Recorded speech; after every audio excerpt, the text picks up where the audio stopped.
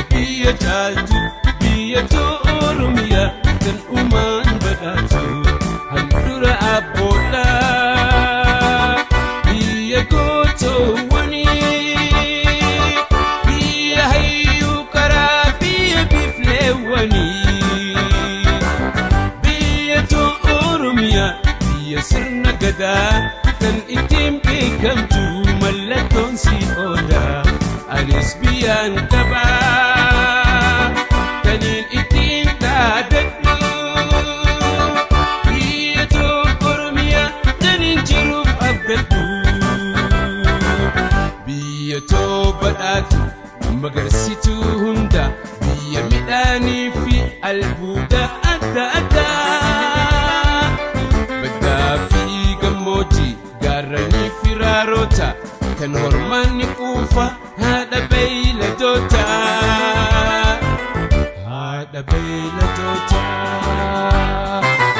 anis biyyaan qaba biyya caaltu biyya Oromiyaa kan uumaan badhaatu handhuura abboodhaa biyya gootoowwanii biyya hayyuu karaa biyya bifleewwanii biyya Oromiyaa biyya sirna gadaa kan ittiin beekamtu mallattoon si oodaa anis biyyaan qabaa kan ittiin dhaadadhu biyya Oromiyaa kaniin jiruuf abdadhu haadha burqaalee fi laggeen gurguddaadha mukkeen bosonas addunyaa fakkiidha gosti shimbirroolee tan halluun faayamte bineeyyiin adda adda bosona si guute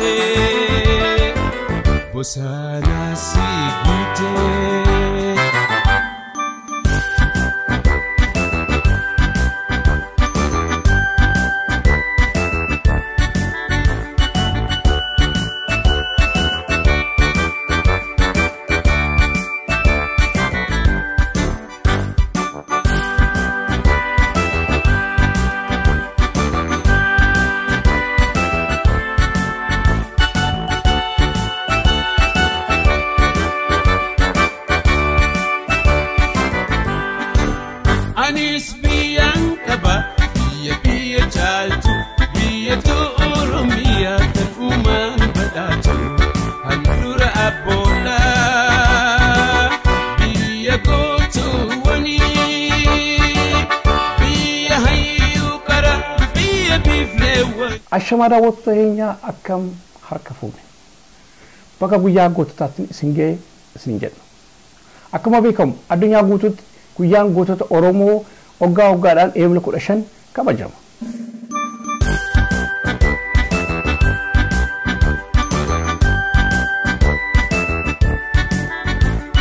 As magaalaa Torontootti hawaasni Torontoo magaalaa Torontootii fi naannoo ishii qubate. Guyyaa kana haala ho'aatiin galma hawaasa Oromoo Torontootti kabajee oole. Kabaja kana isin qindeessinee qabannee jirraa asii booda isinii dabarsina hordofaa. Angirmaa Gammadaati Lagxaafoo Studio Torontoo Kaanaadaa. Nyaanuu guyyaa narraa guyyaa gammachuuti. Guyyaa narraa guyyaa fuulli durri isii bilisummaadhaati waa hedduu nama agarsiisaa warra kutirraayis yaadannoo guddoodha harkannee Oromoo duuba rabbi haa bilisoomsuu rabbiin gartee kaachi qabu kaasarkis konas rabbi nurraa haa qabu Oromoo karaa tokko rabbi nu haa deebisu wal nu haa beeksisu karaa irratti umrii barakaa qabdu namuutu kachi jirullee rabbi bira haa jiraatu woboo bira rabbi haa dhaabbatu nama keenyallee ka haala isaanii lubbuu isaanii kan kana qabeeku rabbi haa godhu nama ilmaan keenya bira dhaabbatu rabbi nu haa godhu Oromoo rabbi nu haa bilisoomsuu karaa gaarii irratti rabbi nu haa deemsisu biyya teenya abbaa nu haa godhu ittillee nu haa deebisu والرا والأركا نفتيف كوليد في بيتين حقا والبرد أبو ربنا هاقرو هم ندينا ربنا راها جابسو دينا ربنا راها خاسو عمري ساني ربنا رتين ديرسيني جاي دينا خني ربنا راها خاسو عمري دينا ربنا راها بوسو ربنا راها خاسو انجفانو المال رمو ربي هاقرو الرأنتك أوين المال رمو قبها أنتو وبونت دربتين دبين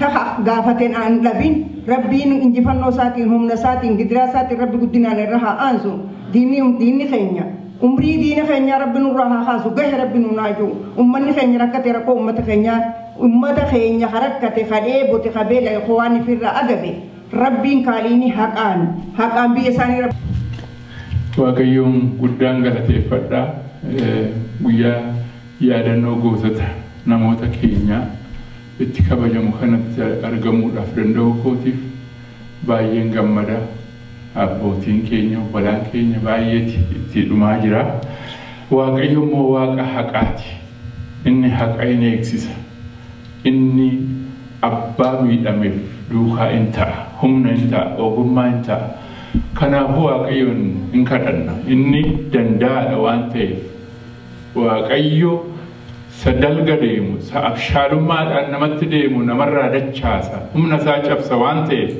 waaqayyoon hin kadhanna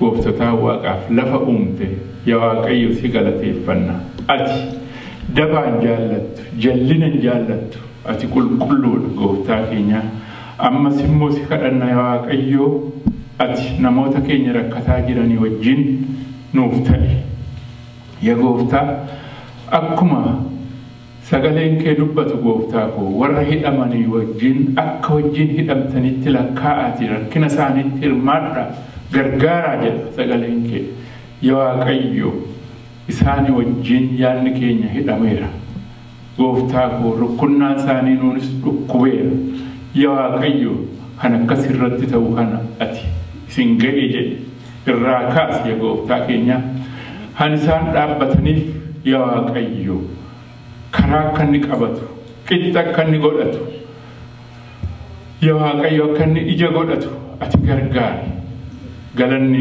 ulfinni siif haa ta'u ati danda'aadha obsaadha in dandeessa yaa gooftaa siif han dhibu hin jiru tulluun galagalchita yaa gooftaa keenya galaanan gogsita gooftaa hangalaana ta'ee nurra ciise yaa gooftaa keenya handabaadhaan nurra taa'e maqaa gooftaa keenya Yesuus Kiristoosin nurraa kaasi galanni ulfinni siif haa ta'u ameen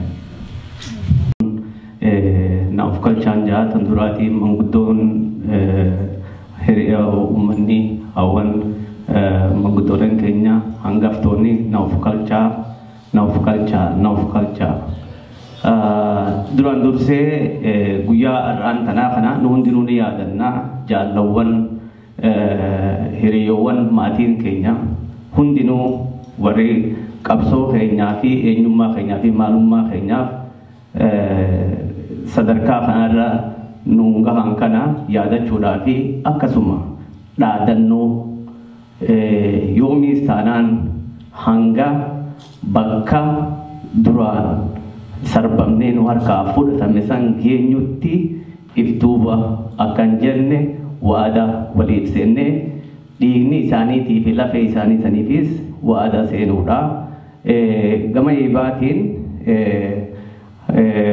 obbolawwan kiyyaa eebbisanii fedhiin teenyaa fi guddinni keenyaa fi dagaaginni keenya waaqayyoon nuuf haa godhu akka fedhe keenyaa barbaraan guddinaa fi dagaaginni nuuf haa kennamu.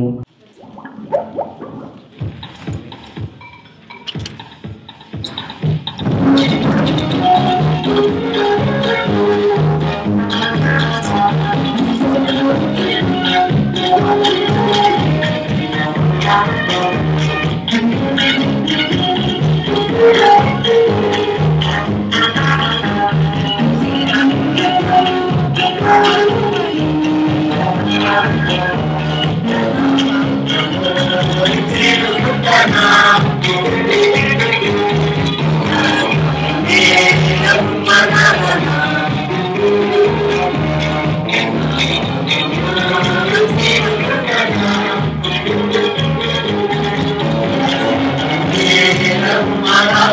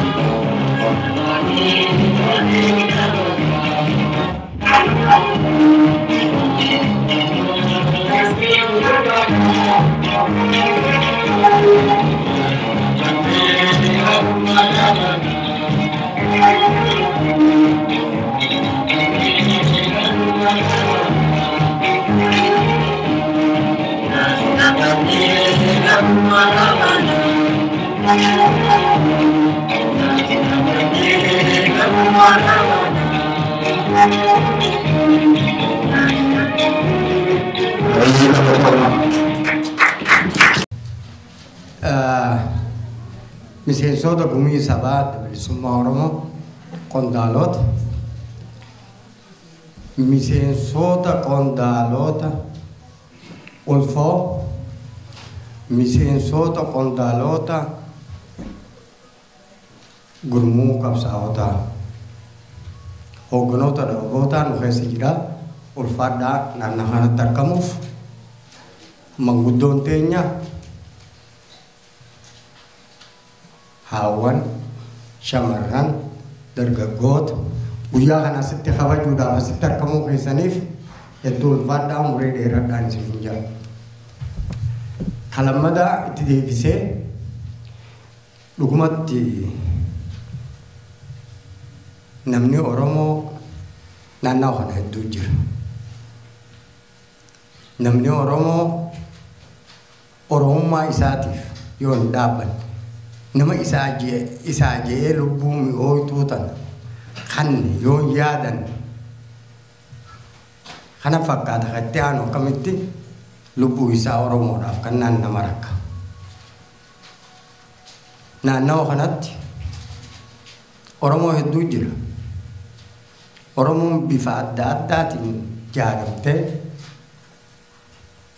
bifa afooshaatiin bifa waldee dubartiitiin bifa dargaggootaan hawaasni keenya guddaan mee Oromoon maal jette alarraa Oromoon tokko ta'uu qabdii jedhama.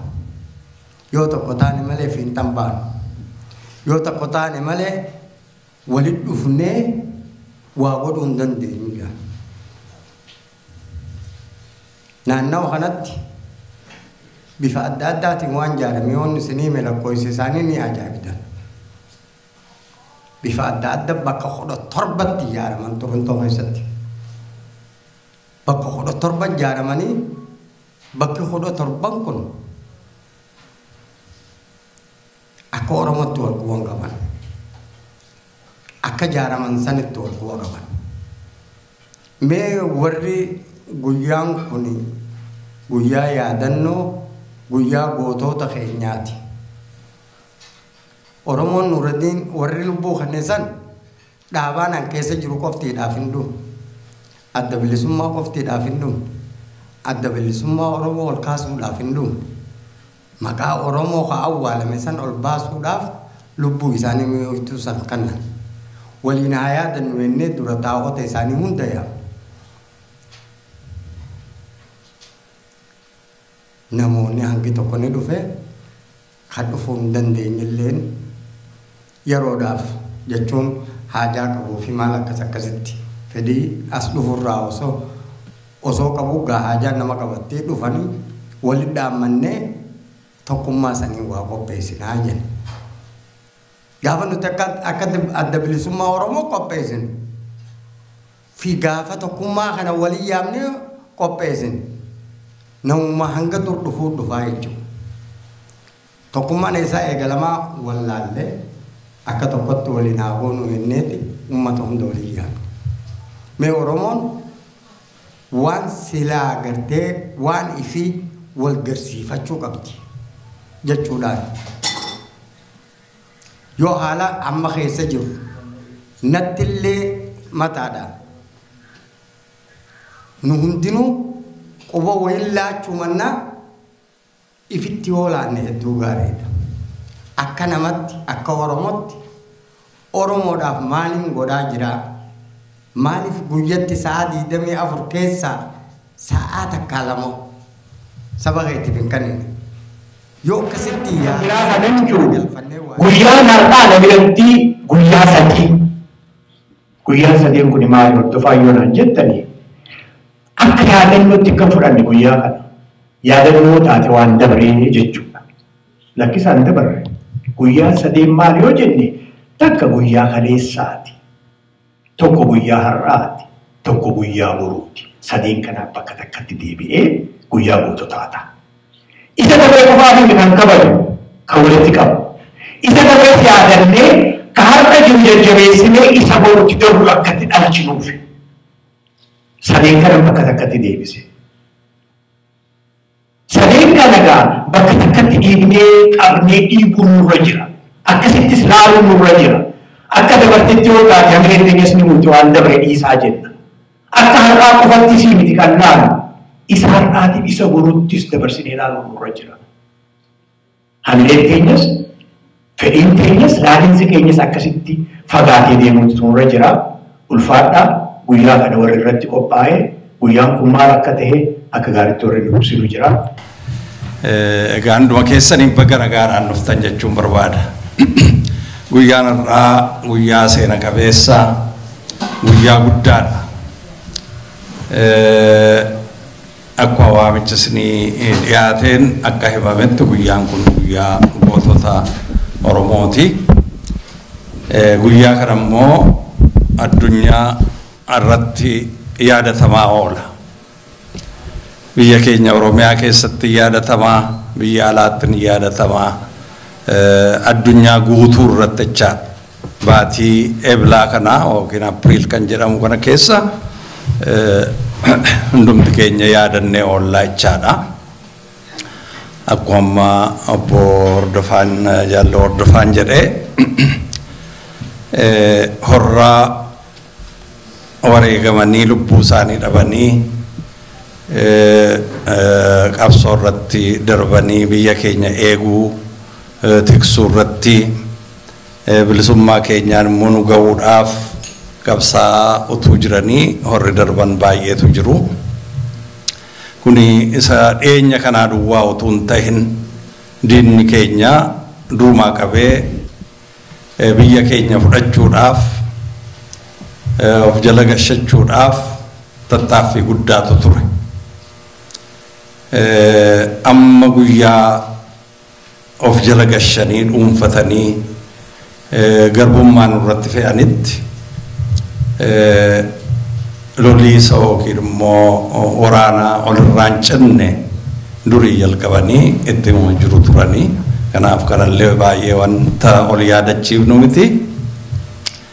Kanaaf guyyaa kana kanaan kabajnaa jechaadha jaallan obboloota keenyan dhumti keenya obbolootota keenyan dhumtu ammas keessa deebi'ee bakka nagaadhaan dhuftanii nu gidduutti egaa hogganoonni han argaman jiru hannaabaa jaallatamaam miseensa gumii sabaa jaallarooraas akkasumas argamu qondaalonni ABO sadarkaa adda addaatti han argaman jiru deeggartooti jiru bakki bu'ooti qabsoo bilisummaatii fi dhaabbilee sosocho'aa jiranii hin jiru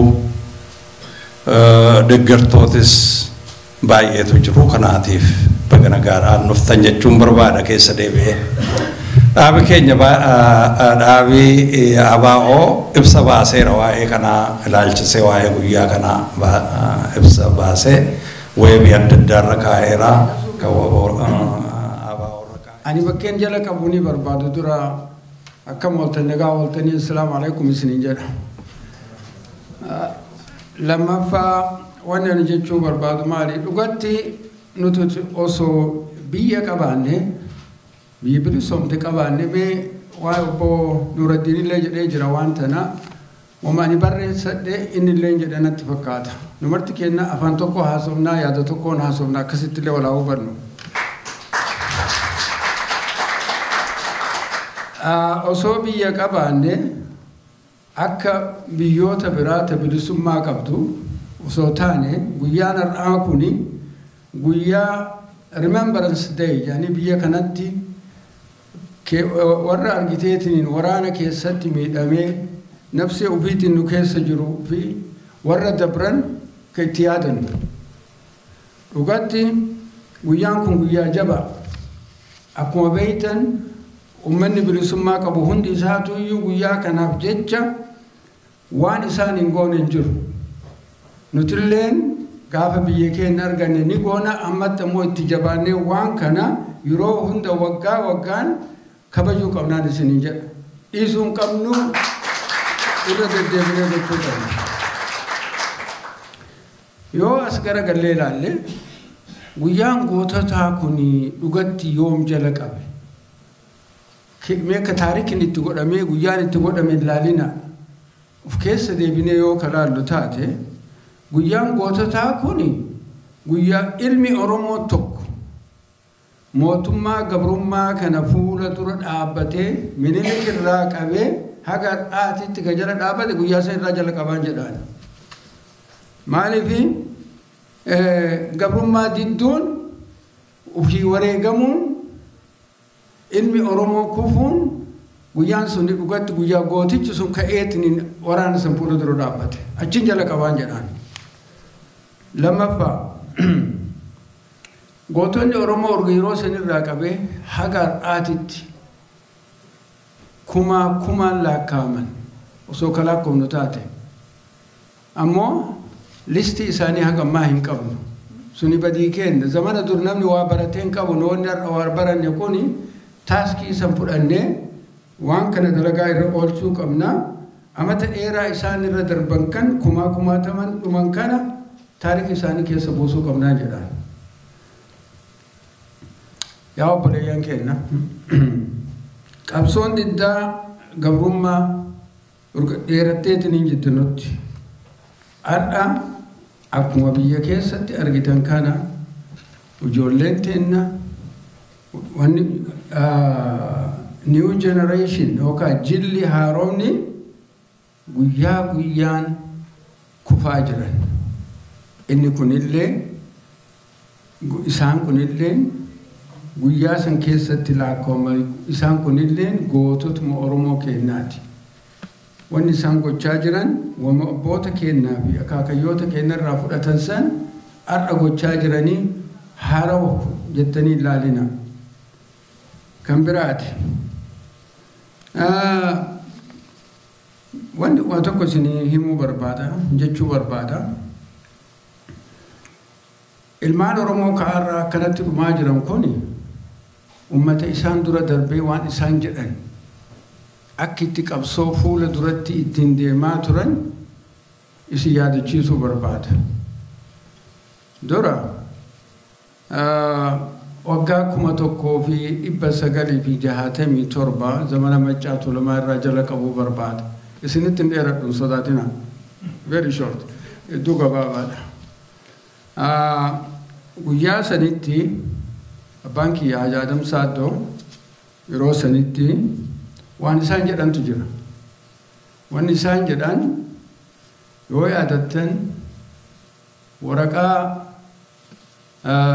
biyya lola Baalee keessa ka ture san maabara Maccaa Tuulamaatii fi lola kana walitti hidhanii Oromoon hundi akka tokkotti kaatee akka argiteetiin jajjabaattee fuula duratti argitee mootummaa Haayile Sillaasee sanuu kuffiftuuf jecha waraqaa iccitii ka ta'e baatanii dhufan. Jechi isaanii akka faranjiin jettetti code in code harki kun mikrafoona waan qabuuf. Okay, code in code waan garaanu bahe garatti deeffanne jedhan. Jechi kun maali? Jechi kun maal nuu kenna?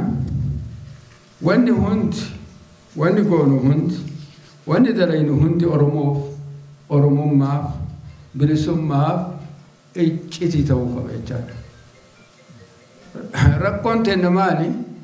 Har'a waan yaannu, waan argiteetiniin wayyaaneetti yaannu mikrafoonaan haasofna. Ganda keessa haasofna. Isaan nu quba qaban.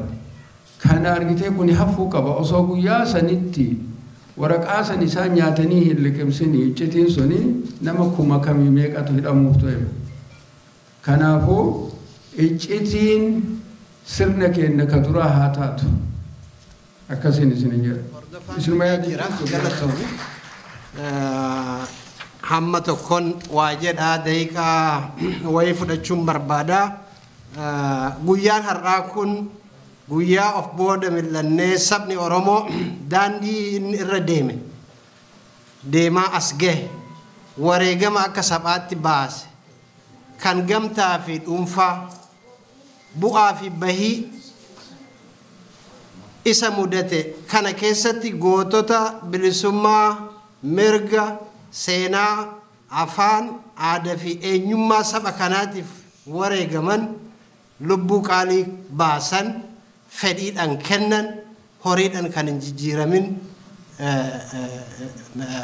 lubbuu isaanii kennan kana yaadachuu isaan kana yaadannee manatti gallee ciifnamoo maal goonanis dubbiidha. Kanaaf jennaan isaan yaadannee waan isaan irratti du'an sana bakkaan gahuudhaaf hojiidhaaf kaka'uudha malee asuma bara baraan dhufnee dhaadannoo kana deddeebisnee jechaa ooluun gatii akka hin qabne wal yaadachiisudha. Maalinni waan isaan irratti du'an sana kakuu sana ol kaasnee hojjechuudhaaf karoorfachuudha. Guyyaan kun guyyaa bilisummaa fi walabummaa Oromiyaa fi qabeenyi isaa alagaadhaan akka hin saamamne lubbuu gootonni dabarsan itti yaadan biyya akka sabaatti akka jiraattu itti wareegaman itti yaadan yaadachuu qofaa miti jireenyi saba kanaa gara kamitti deeme yoo deeme sabni kun jiraachuu danda'a kan jedhullee tilmaamuudhaan wanti kun har'a kan jalqabame akka hin taane eega sabni kun akka sabaatti of mul'ise wareegamni inni kafale maal fakkaata? Maqaa har'a kutaalleen agartee gabroonfataan biyya bituudhaaf Oromiyaa bituudhaaf nutti babaase kun Oromoon baafatee ture akkamitti eessatti wareegamni kun ta'e hoo Oromoon naannoo kamitti itti dhume kan jedhu kanallee xiqqasha tuttuquun barbaadaa jechuudha. Sabni kuni fakkeenyaaf calanqoo dura ilmaan baha Oromiyaa impaayera Turkiyaatiin kan gaggeeffamu wajjin falmii guddaa godhan.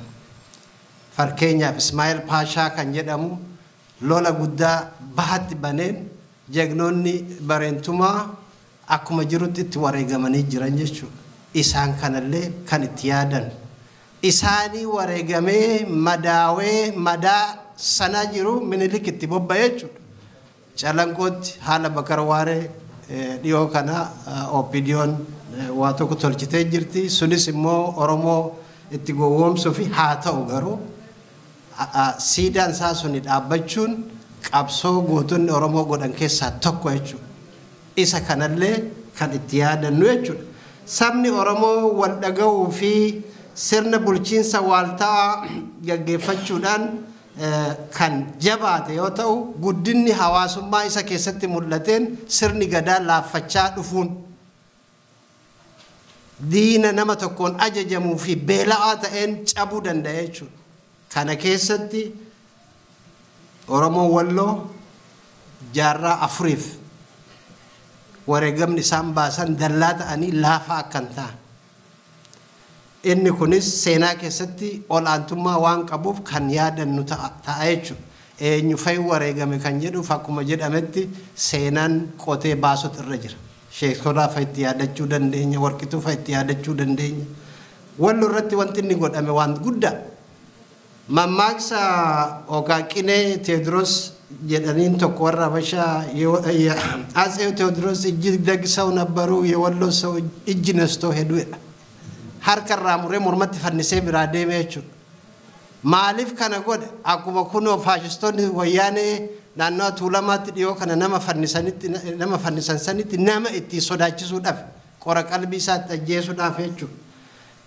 Walloo keessatti waan hin hojjetamin hin jiru. Kan biroo wareegama shawaa kan jedhu kanallee afaan isaaniitti na fakkaata. Naannoo giddugala Oromiyaatti godhame jaarraa 300 qabsoo guddaatu godhame. Oromoon naannoo sanii liichetti warra Habashaa kana galchee bakka fardi hin geenyetti amata bal'eeraadhaaf dhokatanii of jaaranii hangam baanetti Oromoon seenteraa dallaa ta'ee qabee ture jechuudha. Kana keessatti kan xumurame yoomi cabuu Finfinneetiin guyyaa Tufaa Munaafay wareegame jechuudha. Minilik faradoo dheessa Inxooxxoo irratti gale. Jaartisaa eega gadi buutee maqaa Addis Ababaa jedhu kana baafte jechuudha. Inni wareegamtoonni sunillee yaadatamuun kan irra jiru. Kana keessatti lola abbichuu, galaan, meettaa, gullallee, sabni gullallee, gosni gullallee jiru badbadee jira na fakkaate onni kalaxan ta'an dhumee jira. Maqaatu jira malee. Har'allee immoo seentira buqqisanii sooreyyiin wayyaanee biyya sana fudhachuu barbaadu. Maaliif kana godhu?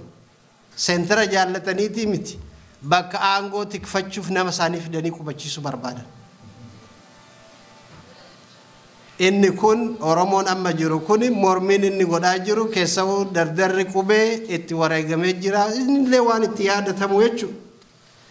Kanarraa kanaaf lola kaaba kibba Arsiiti. Annooleen har'a amata 129 yoon kalaxa hin goone har'a. So lolli naannoo sanitti ta'e lola New York Times fa'i ragaatti ba'ee nama 60 hedduudhaan dhume. Bakka Minilik dheessee fardi isaa dhawame haa ta'u garuu barreessitoonni seenaa isaanumatu barreessaa jira alshashum zoorra aluu jedhanii garuu immoo inni dubbiin numa dheeffan mohamanii turan garuu humna qawweetiin wanti suni xumuramee jechuudha. Kan biroo lola kibba lixaa naannoo Jimmaa Ilubaaboor laalchisee fatansa iluutiin diddaa gabrummaa dura dhaabbatame akkasumatti illee yoon kalaxan goone Hasan Abbaatii baafay naannoo Jimmaatti qabsoon inni godhe kan yaadatamu jechuudha. Kan hafe lola Abbishee Garbaa fi Oliiqaa Dingil naannoo mootummaa Goojjamii wajjin mormii godhan itti wareegaman. Kana hunda kanan tuttuqeef ilmaan Oromoo namni Oromoo ta'e yeroo sanitti alagaa fudhatee fedhiidhaan fudhatee hin beeku jechuudha. Rakkoon nu mudate rakkoo saba kana mudate rakkuma amma jiru kan maal ture? Sirni waalta'aan yeroo cabetti fakkeenyaaf Arsiin akkamitti jeegna ta'ee dura dhaabbatee akka lole sirna gadaatiin hoogganamuu turan. Naannoo biroo sirnatu laaffate. otu Oromoon jabaatee sirna tokko jalatti hin utubamin yookaan mootummaa tokko hin qabaatin dhahamuu danda'amee jechuudha. Fakkeenyaaf namni Antooni Dibaadiyaa jedhamu kan yeroo lolli kun ta'u naannoo sana ture akkana jedha. If the great Oromo nation remained united, they could have long time ago extended their empire as far as the infeminity race that inhabited the coast kan jedhu ture. Jechuun Afrikaa hundarraa'u Oromoon empire ijaarrachuu saba danda'uudha. Nama ragaa achi ture. Faffaca'uun keenya sabni Oromoo akka dhumu godhe. Yoom dhume maaliif dhume namni hedduun ni inkiraa jechuudha. Zamana kana keessatti fakkeenyaaf 1889 irraa ilaa 1892tti Oromoo miliyoona 5 olitti dhume jechuudha. Waa lama. Awwaannisni noorzii jiru gad yaa'ee dhufe. Jechuun beela'aa ummata beela'e Minilik qawwee itti dheefide jechuudha. Akkuma wayyaanee nama humnasii nama beela'etti qawwee hitee gadi dhufte. Lammaffaa sababa kanaan qotee bulaan Oromoo qotachuu waan dadhabee beellise. Ummanni keenya asirratti dhumaatiin isa mudate jenosaayidii addunyaa irratti hin mul'anne.